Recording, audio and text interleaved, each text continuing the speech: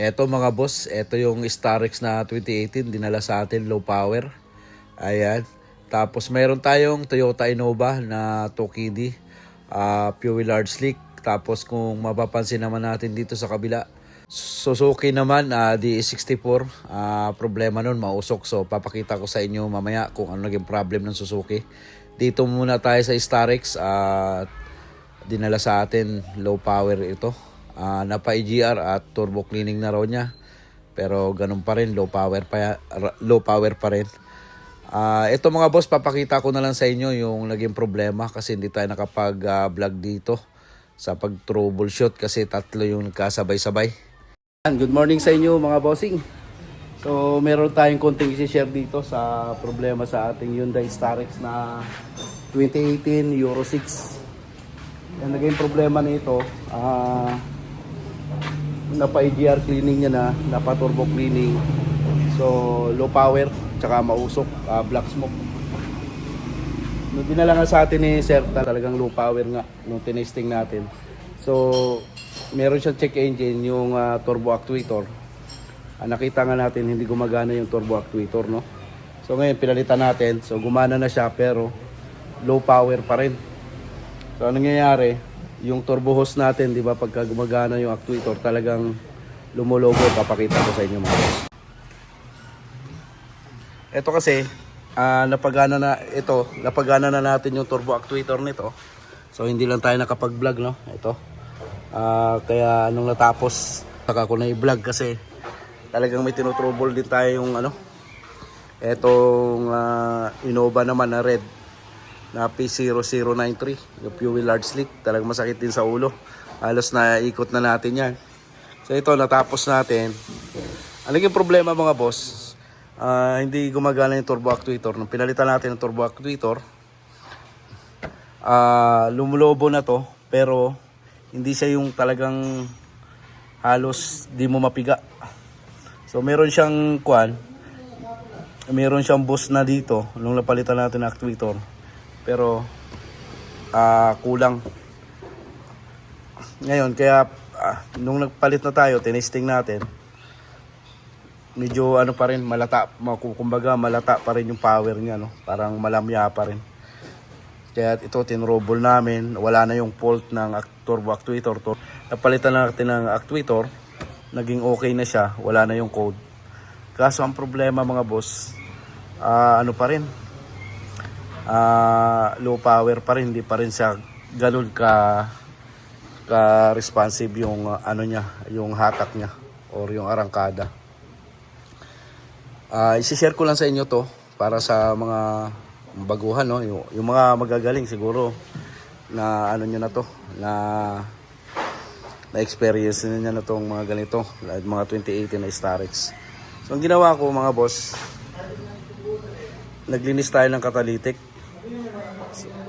Madumi nga naman yung catalytic, pero pag salpak natin ng catalytic ay ganun pa rin, hindi pa rin to lumulobo ng maayos o yung boost niya kulang pa rin. So ngayon ang ginawa ko mga boss, nagpasingaw ako. Ito kasi may DPF na to. Ngayon nagpasingaw ako doon sa may DPF, papuntang DPF dito. Dito turo ko sa inyo mga boss. Pagka naka-encounter din kayo ng mga ganito. So ito mga boss, pasok tayo sa ilalim. Ayan. Kung makikita nyo, yan, yung catalytic na to. Ito. Ayan, sa gitna ha. Sa ilalim tayo. Yung catalytic na yan, nilinis na natin yan. So, pag road test natin, ganun pa rin.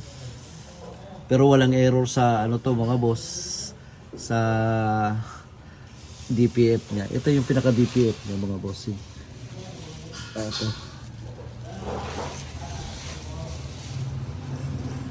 Ito yung pinaka DPF niya.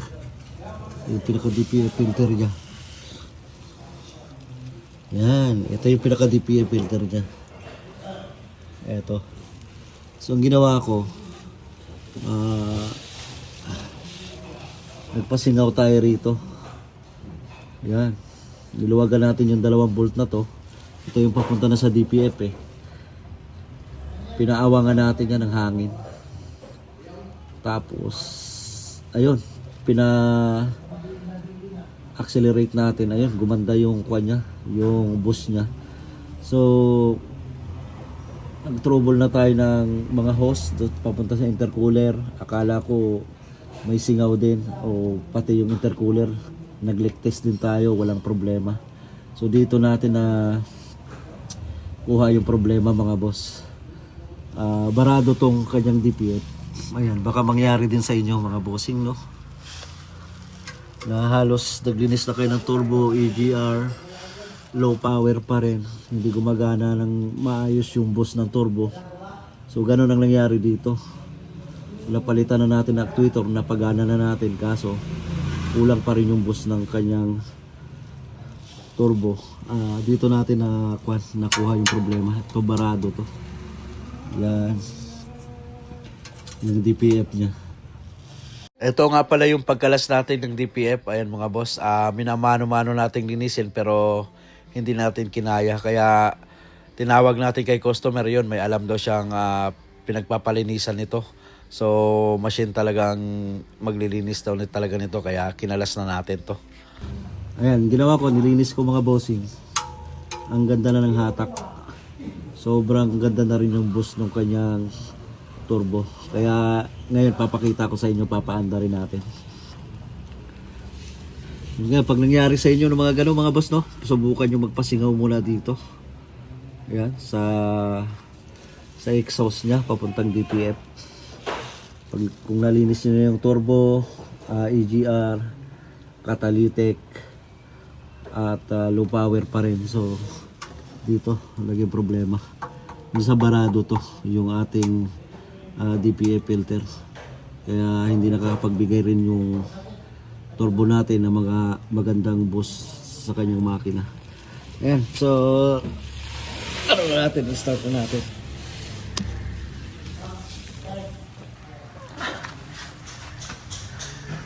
So marami tayong ginagawa rin dito. Ayan.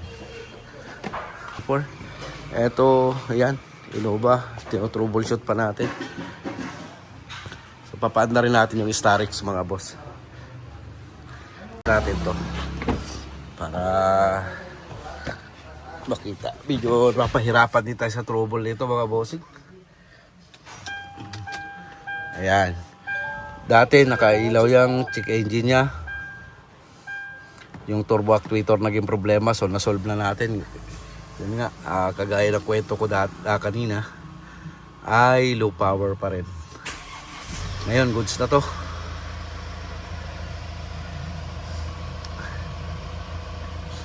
Ang nangyayari, nung napalitan natin ang actuator, gumana na siya. Pag naka-park, mga boss, maabot pa rin ng 4,000, pero pag tinakbo nyo na, low power siya.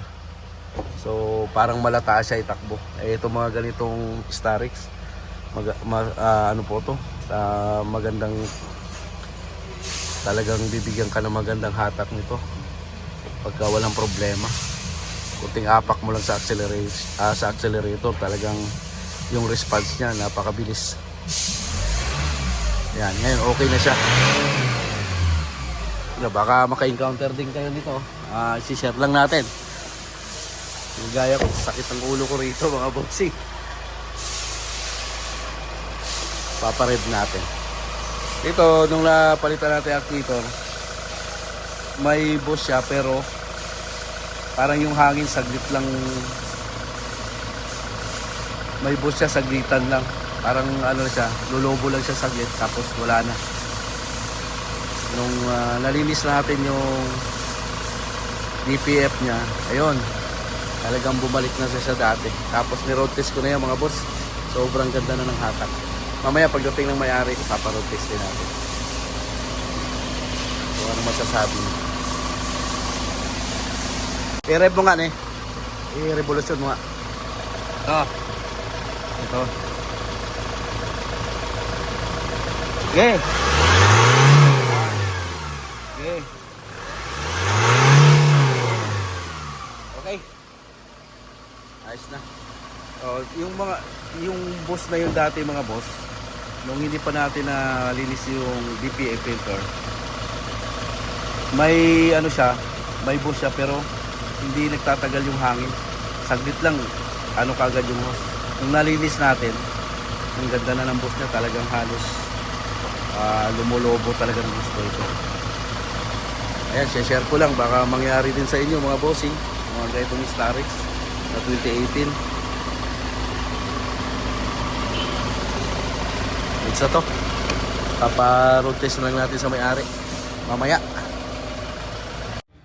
Kinuha na ng may-ari yung ating Starix mga boss. Mamaya susunod natin, papakita ko naman yung naging problem ng D64 natin na Suzuki. So sobrang usok nun mga bossing at low power din.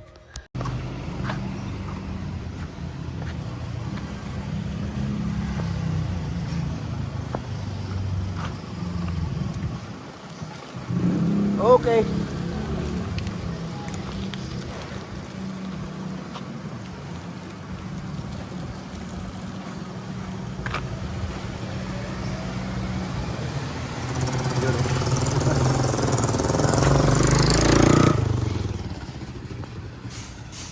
Oh, mahataw na.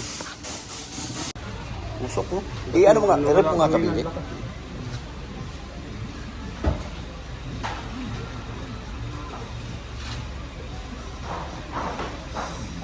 Yeah. Yeah.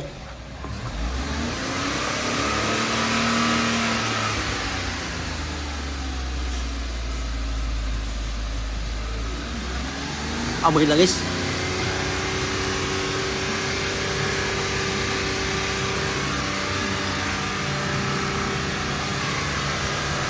Pero agos. Usok mga bossing. Okay. Usok. Ayun, ito naging problema ng Suzuki natin kaya hindi natin pinatagal na. Dinesisyonan na natin kung ano naging problema nito. Pag mga ganito kasing low power at involve yung mausok din, alam na yung papakalas natin kung ano mga boss. Papakita ko mamaya sa inyo mga boss, papakalas lang natin. Amoy langis!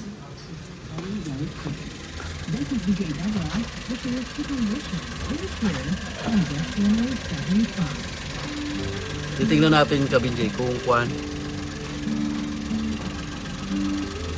Ito mukhang ginalaw na itong PCB valve eh. Oo, kasi ano daw yan? Pinalitan nyo yung PCB valve nito no? Inano ko lang, nilagyan ko lang ng Silicone. pinagtan ko na lang kasi luma, baka ako luma na eh. Baka dito nanggagaling yung langis. Baka ano ko lang yan ang text ako sa inyo. Napansin ko lang din kasi.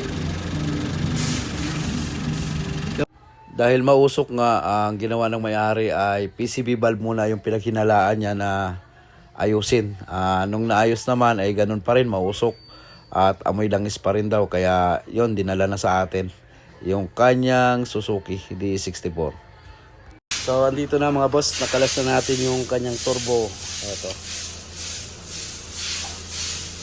Yan. Halugin mga kabingge. Ayan. Sumasayad na pala yung kwan, yung wheel. Ayun o. Masayad na dito. Ayan o. Gas-gas na to. Yan yung naging problema kung bakit mausok tong D64 niya. Ayan. Palit tayong turbo dito mga bossing. Yan mga bossing, bangas na bangas yung yan, ito naging problema mga boss kaya sobrang usok at low power yung kanyang Suzuki D64. Ayan, nag-order lang si boss ng pamalit natin ng turbo dito. Brand new ikakabit natin dito mga boss.